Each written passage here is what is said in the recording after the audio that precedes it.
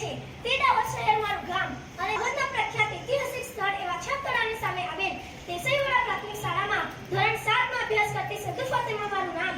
મારો વિષય છે સ્વચ્છ ભારત સ્વસ્થ ભારત. મારા વિષયની શરૂઆત હું એક કવિતાથી કરીશ. शहर गली में चर्चा है स्वच्छ भारत अभियान की. शहर गली में चर्चा है स्वच्छ भारत अभियान की. आओ बच्चों तुम्हें बताऊं मेहता कचरा दान की. बिना प्रबंधन बीमारी फैले जो दुश्मन जान की.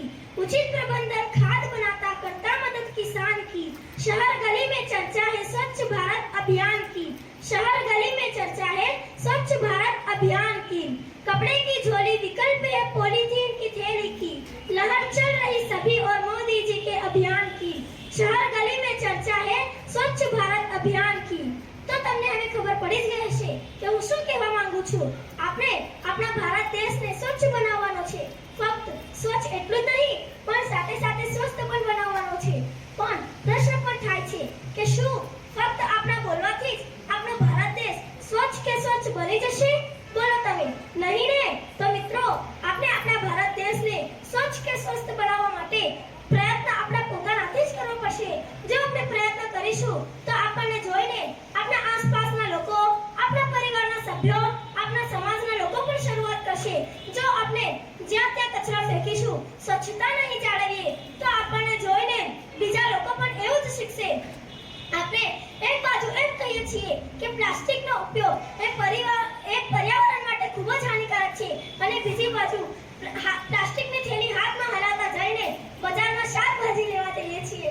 શું એ યોગ્ય છે? ફક્ત મોટી મોટી વાતો કરવાથી જ આપણો દેશ સ્વચ્છ કે સ્વસ્થ નહીં બની જાય. એ માટે મિત્રો આપણે પ્રયત્ન કરવો જ પડશે. હાલ આપણા દાહોદ શહેરની જ વાત કરીએ તો હવે આપણું દાહોદ શહેર તો સ્માર્ટ સિટી બનવા જઈ રહ્યો છે. છતાં શહેરના કેટલાક વિસ્તારોમાં જઈને જુઓ તો ઠેર ઠેર કચરાના ઢગલા જોવા મળે છે. જ્યાં જુઓ ત્યાં પ્લાસ્ટિક તો જોવાયા જ છે. પ્લાસ્ટિક આપણા શરીરને, વનસ્પતિઓને, પ્રાણીઓને, જમીનને કેટલું નુકસાન પહોંચાડે છે તે જાણતા હોવા છતાં તેનો ઉપયોગ આપણે બંધ કરતા નથી. અરે નગરપાલિકાની ગાડી ઘેર ઘેર કચરો ઉઠાવવા આવે છે છતાં ઘરની બહાર નીકળીને કચરાની એક ગાડીમાં નાખવાની દસ્તી લેતા નથી. બસ ઘરમાં કચરો દેખાય નથી કે નાખ્યો નથી ખુલ્લામાં બહાર. બસ પછી તેનાથી પોતાના ઘરનું આંગણું કેમ ગંદુ ના લાગતું હોય. બસ પોતાનું ઘર સ્વચ્છ હોવું જોઈએ. દેશ સ્વચ્છ નહીં બને તો ચાલશે. પછી જાહેરમાં મંડળી ભેગી થાય તેમાં ચિંતા વ્યક્ત કરીએ છીએ કે આપણો દેશ કઈ રીતે સ્વચ્છ બનશે. તે તો વાત થઈ કે હરીને ભજવું નહીં ને વૈકુંઠ માંગવું કે પછી દવા પીવી નહીં ને તબિયત સુધારવી. એ કઈ રીતે શક્ય હોય? મિત્રો આપણે હવે જાગૃત થવાની જરૂર છે. આપણે સમજવું પડશે કે अपना देश तभी साफ हो, अपना देश तभी साफ हो जब उसमें हम सबका हाथ हो. કોઈ એક વ્યક્તિના પ્રયત્નથી જ નહીં પણ સૌના અહીંયાના પ્રયત્નથી જ આપણો દેશ સ્વચ્છ બની શકશે. અંતે હું એટલું જ કહીશ, आओ हम सब मिलकर दूर करें गंदगी सारी. स्वच्छ और स्वस्थ होगा तभी आगे बढ़ेगा इंडिया. इसलिए स्वच्छता को अपनाएं और देश को स्वच्छ बनाएं. जय हिंद.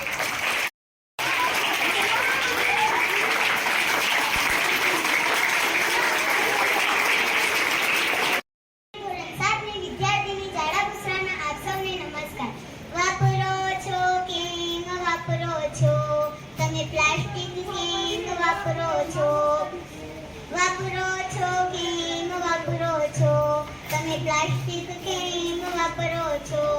જોઈએ છે તમને જોઈએ છે ચોખ્ખું પર્યાવરણ જોઈએ છે તમને જોઈએ છે ચોખ્ખું પર્યાવરણ જોઈએ છે. તો વાપરો છો કેમ વાપરો છો? તમે પ્લાસ્ટિક કેમ વાપરો છો? તો મિત્રો હવે તમને ખબર પડી જ ગઈ હશે કે આજે હું તમને શેના વિશે વાત કરવા માંગુ છું જે આજના સમયમાં સૌથી મોટો અને સમગ્ર પ્રાણી સૃષ્ટિને લગતો પ્રશ્ન છે.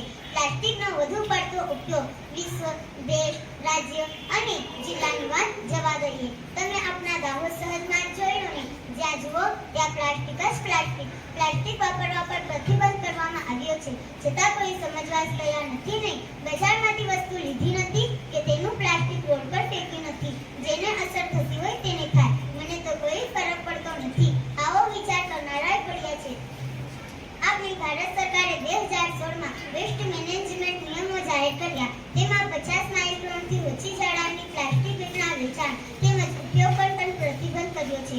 પાન, ગુટકા, તમાકુ અને મસાલાને સ્ટોર કરવા, પેકિંગ કરવા માટે વપરાતા પ્લાસ્ટિક પર પણ પ્રતિબંધ મૂક્યો છે. દોસ્તો, પ્લાસ્ટિકની જગ્યાએ આપણી પાસે બીજા ઘણા વિકલ્પો છે, જેનો ઉપયોગ કરી આપણે પ્લાસ્ટિક પ્રતિબંધના સરકારના અનુરોધને સાથ સહકાર આપી શકીએ છીએ. આ માટે કાગળ એ સૌથી શ્રેષ્ઠ ઉપાય છે. તમને તો ખબર જ હશે કે કાગળનું ઉત્પાદન વૃક્ષમાંથી થાય છે. તો આપણે પ્લાસ્ટિકની જગ્યાએ કાગળ જ વાપરીએ તો આપણે પર્યાવરણને નુકસાન થતું તો અટકે જ છે, પણ સાથે સાથે જીવસૃષ્ટિને પણ આપણે બચાવી શકીએ છીએ. પ્લાસ્ટિકમાં સંગ્રહ કરેલું આપણે ખાઈએ ત્યાં આપણા શરીરને કેટલું બધું નુકસાન કરે છે. તમે જુઓ, અત્યારના સમયમાં કેન્સરના કેટલા બધા કેસ આવી રહ્યા છે. તેનું કારણ આ પ્લાસ્ટિક તો છે. જો આપણે કાગળમાં પેકિંગ કરેલી વસ્તુ ખાઈએ તો આપણે કેન્સર જેવી ગંભીર બીમારી ઓછી કરી શકીએ છીએ. આપણે કાગળની થેલી જોઈતી હોય તો એક પણ રૂપિયો ખર્ચ કરવાની જરૂર નથી. આપણે ઘરે બેઠા કાગળમાંથી સરસ મજાની થેલી બનાવી શકીએ છીએ અને આપણે બજારમાં લઈને નીકળીએ તો આપણને બધા જોયા જ કરશે કે આ અલગ પ્રકારની થેલી ક્યાંથી લાવ્યા. ઘણા તો આપણે જોઈને કાગળની થેલી વાપરવા માટે તૈયાર થશે. બસ એકવાર તમે શરૂઆત કરો. મારે છેલ્લે તો મિત્રો, હવે મારે તમને છેલ્લે એટલું જ કહેવું છે, પ્લાસ્ટિક હંમેશ માટે હટાવો ને કાગળના વિકલ્પને અપનાવો. જેનાથી બચશે જીવન તમારું ને સાથે સાથે અમારું. અસ્તુ. જય હિન્દ, જય ભારત.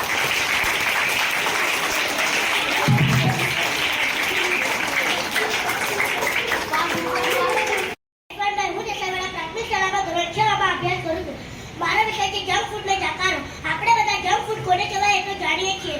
જંક ફૂડ આપણે બધાને ઘણું બધું ભાવે છે. આપણે તેને બસ ખા જ કરીએ છીએ. આપણું પેટ ભરાતું જ નથી. એ દિલ માંગે વો રહેવું આપણું પણ કહ્યા જ કરે. આપણે કચરો નાક જ કરીએ છીએ.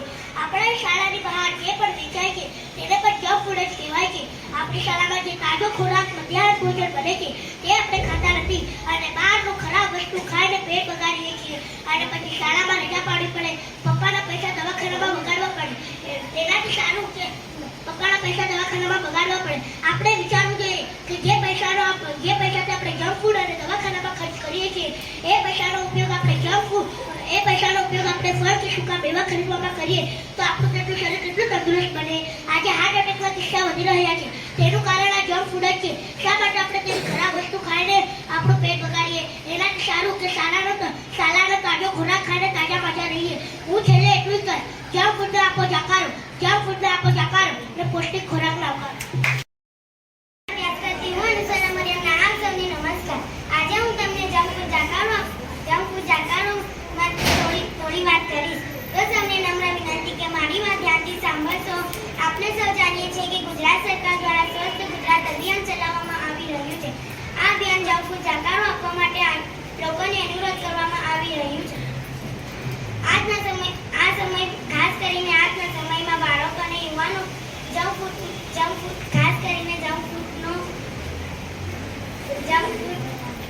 વધારે જ વાપરે છે. જંક ફૂડ તે મીઠો જે છે તેમાં ચરબી, ખાંડ અને મીઠાનું પ્રમાણ વધારે હોય છે. ઘણી બધી બીમારીઓ થાય છે. ડાયાબિટીસ, હાઈ બ્લડ પ્રેશર, અટક જેવી ગંભીર બીમારીનો ભોગ બનીએ છીએ.